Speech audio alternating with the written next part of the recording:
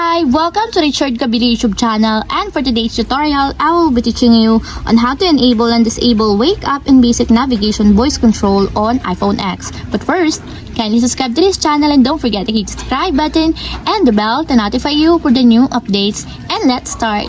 Using your iPhone X, from your home screen first, go to Settings. Then in the Settings, scroll down and find the Accessibility and then Tap. Then in the accessibility, scroll down again and go to physical and motor section and then tap the voice control. Then in this part in the voice control, go to this section and then tap the customize commands. Then in the customize commands, tap the basic navigation. Then in the basic navigation, find and tap the wake up. And the wake up, as you can see, that is already enabled. But you have to activate also the switch button under the confirmation required to fully enable the wake up in your basic navigation until it becomes green. And if you want to disable or turn off, just tap again the switch button just like this.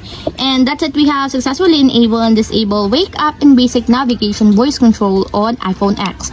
If you have a question, click comment down below and don't forget to hit the subscribe button and the bell to notify you for the new updates.